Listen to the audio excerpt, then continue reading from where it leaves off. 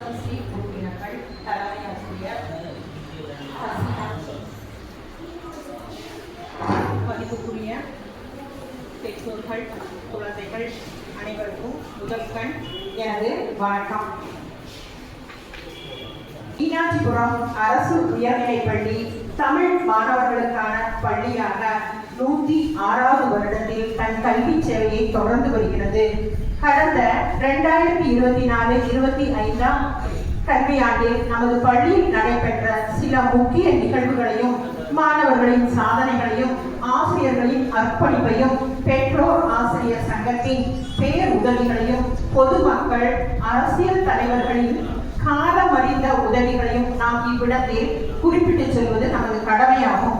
2024-25 மற்றும் 25-26 கல்வியாண்டு துவக்கம் 15 வருடமாக தொடர்ந்து 100% வெற்றி என்ற 10ஆம் வகுப்பு தேர்வு முடிவு அமைந்தது.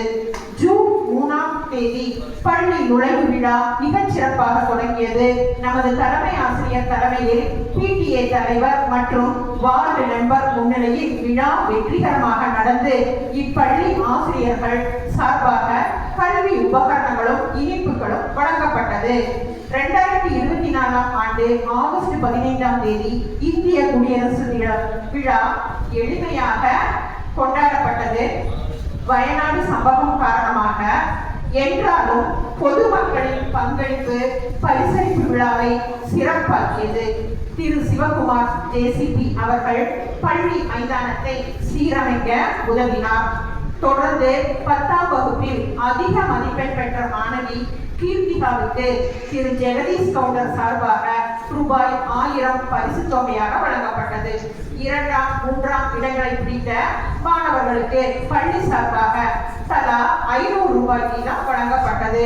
கணித ஆசிரியை சாரிகா தேவி அவர்கள் 3500 ரூபாயும், பாடத்துள்ளி தலைமை ஆசிரியை ராஜேஸ்வரி அவர்கள் 2000 ரூபாயும் பரிசு தொகையாக வழங்கினார். ஆங்கிலம் மற்றும் ஹிந்தி பாடங்களில் அதிக மதிப்பெண் பெற்ற மாணவர்களுக்கு அந்தந்த ஆசிரியர்கள் சார்பாக கோப்பைகள் வழங்கப்பட்டது. இப்பள்ளியின் மாணவியின் தாத்தா திரு ஈஸ்வரன் அவர்கள் குழந்தைகளுக்கு லட்டுகள் வழங்கியும், கோஆபரேட்டிவ் பேங்க், பெருமாட்டி பஞ்சாயத் மற்றும் பெற்றோர்கள் சார்பாக மிட்டாய்கள் வழங்கியும் விழா சிறப்பாக நடந்தது. 2024 ஆகஸ்ட் 30ஆம் நாள் PTA பொதுக்குழு கூட்டம் நடைபெற்றது. முன்னாள் பெற்றோர் ஆசிரியர் சங்க குழு கலைக்கப்பட்டு புதிய குழுவை தேர்ந்தெடுத்தனர். புதிய PTA குழுவின் தலைவராக திரு பன்னீர்செல்வம் அவர்களும், துணைத் தலைவராக திரு சிக்கந்தர் பாட்சா அவர்களும், மகளிர் தலைவியாக திருமதி ரம்யா அவர்களும் ஒரு மனதாக தேர்ந்தெடுக்கப்பட்டனர். 15 பேர் கொண்ட பெற்றோர் ஆசிரியர் குழு உருவாக்கப்பட்டது.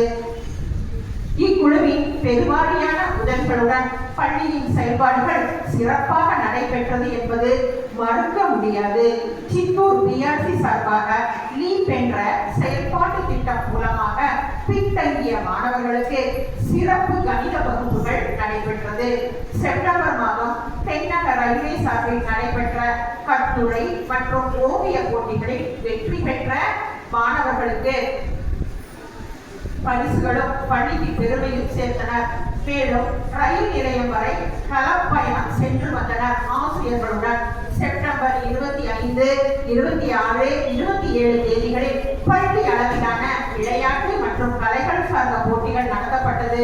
திரு சிவகுமார் அவர்கள் ITI மைதானத்தை சுத்தம் செய்து தந்து போட்டிகளை நடத்த உதவினார். கலைகள் சார்ந்த போட்டிகள் பள்ளி கலை மேடையில் நடந்தது. வெற்றி பெற்ற மாணவர்களை விளையாட்டு போட்டிகளுக்கு கஞ்சிக்கோடு பள்ளிக்கும், கலை போட்டிகளுக்கு கொழுஞ்சாம்பாறை பள்ளிக்கும் கொண்டு சென்றோம். கலை போட்டிகளில் சித்தூர் உபமாவட்டத்திலேயே சிறந்த தமிழ் பள்ளியாக நமது பள்ளி தேர்ந்தெடுக்கப்பட்டு சிறப்பு கோப்பைகளை பெற்று வந்தனர். மேலும் ஸ்ரீகிருஷ்ணபுரத்தில் நடைபெற்ற மாவட்ட அளவிலான போட்டிகளிலும் கலந்து வெற்றிகளை குவித்து பள்ளிக்கு பெருமை சேர்த்தனர்.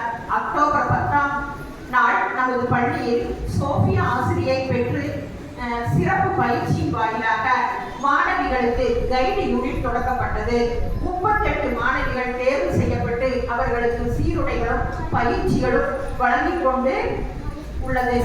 17, 18ஆம் தேதிகளில் நடைபெற்ற உப மாவட்ட அளவிலான கைவினை பொருட்கள் உருவாக்கும் போட்டிகளிலும் நமது மாணவர்கள் பங்கெடுத்து பரிசுகளை அள்ளி வந்துள்ளனர். இந்திய அளவிலான நாஸ் தேர்வு போட்டிகளில் நமது பள்ளியின் 6ஆம் வகுப்பு கவனிக்கக்கூடிய வகுப்பாக மாறி மாநில அளவில் தேர்ந்தெடுக்கப்பட்டு மாணவர்கள் சிறப்பாக செயல்பட்டு பள்ளிக்கு பெருமை சேர்த்தனர். ஜனவரி மாதத்தில் பள்ளி கல்வி சுற்றுலாக்கள் சிறந்த முறையில் நடைபெற்றது. HS மாணவர்கள் மைசூர் மற்றும் கூர்க் பகுதிகளுக்கு சென்று வந்தனர். UP மாணவர்களை ஊட்டிக்கும், LP மாணவர்களை மலம்புழாவுக்கும் அழைத்து செல்லப்பட்டது. பொங்கல் விழா, குடியரசு தின விழாவும் சிறப்பாக கொண்டாடப்பட்டது. பிப்ரவரி மாதத்தில் துவக்கத்திலேயே 10ஆம் வகுப்பு மாணவர்களுக்கு இரவு வகுப்புகள் தொடங்கப்பட்டது. ஜூலை மாதம் முதலே துவங்கப்பட்ட காலை மாலை வகுப்புகளுக்கு இந்த இரவு வகுப்பு சிறப்பு கொடுப்பதாக அமைந்தது.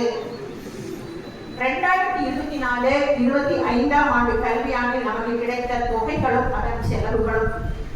கல்வியில் பின்தங்கிய மாணவர்களுக்காக சிறப்பு பயிற்சியான ஸ்ரத்தா என்ற திட்டத்தின் கீழ் நமது பள்ளிக்கு 3240 ரூபாய் கிடைத்தது. அந்த தொகையில் 8, 9 வகுப்பு மாணவர்களுக்கு நோட்டு புத்தகங்கள், பேனா போன்ற கல்வி உபகரணங்களும் மற்றும் சிறிய அளவில் சிற்றுண்டிகளும் வழங்க உபயோகிக்கப்பட்டது. வயது வந்த குழந்தைகளுக்கான விழிப்புணர்வு வகுப்புகள் நடத்த 3000 ரூபாய் கிடைத்தது. அது பயிற்சியாளர்களுக்கான ஊதியமாகவும் வகுப்பு நேர சிற்றுண்டிக்கும் செலவு செய்யப்பட்டது. 2024-25ஆம் ஆண்டுக்கான கற்றல் திருவிழாவுக்கு கிடைத்த 1000 ரூபாயில் மாணவர்களின் அன்றைய செயல்பாட்டுக்கு தேவையான சார்ட், பேனா, மார்க்கர், பெயிண்ட் பாக்ஸ் போன்றவை வாங்க உபயோகிக்கப்பட்டது. ஸ்டேஷனரி வகையில் கிடைத்த 2000 ரூபாயும் மாணவர்களுக்கு தேவையான நோட்டு புத்தகங்களும், பேனா போன்ற கல்வி உபகரணங்கள் வாங்க உபயோகிக்கப்பட்டது. வேஸ்ட் மேனேஜ்மெண்டில் மாவட்ட அளவில் தேர்வு செய்யப்பட்ட 5 பள்ளிகளில் ஒன்றாக நமது பள்ளி தேர்வு செய்யப்பட்டு அதற்காக ரூபாய் 41,000 வழங்கப்பட்டது. அந்த தொகையை பயன்படுத்தி பள்ளி வளாகத்தின் சுத்திகரிப்பு, தேவையற்ற மரக்கிளைகளை அகற்றுதல், காம்போஸ்ட் குழிகள், பயோகேஸ் பிளான்ட் ஆகியவை செயல்படுத்தப்பட்டு பள்ளியின் சூழல் தரமும் உயர்த்தப்பட்டது. 2024-25க்கான விஜயஸ்ரீ தொகை ரூபாய் 14,000. 10ஆம் வகுப்பு மாணவர்கள் LSS, USS பயிலும் மாணவர்களுக்கு சிறப்பு வகுப்புக்கான சிற்றுண்டிகள் மாலை நேரத்தில் வழங்க உபயோகிக்கப்பட்டது. பழங்குடியின மாணவர்களுக்கான காலை உணவுகள் 81 மாணவர்களுக்கு 60 நாட்கள் வழங்க பாலக்காடு ஜில்லா பஞ்சாயத்து சார்பில் 4 தவணைகளாக வழங்கப்பட்ட ரூபாய் 71,775 ரூபாய் மூலம் சுத்தமான, சுவையான, சூடான உணவுகள் வழங்கப்பட்டது. கேரள அரசின் மத்திய உணவு திட்டத்தின் கீழ் மாதம் கொடுக்கப்பட்ட தொகையில் இவ்வருடம் முழுவதும் நல்ல சுவையான உணவுகள், பால் மற்றும் முட்டையுடன் சேர்த்து கிடைத்த 4,44,802 ரூபாயில் சிறப்பான முறையில் கொடுக்கப்பட்டுள்ளது.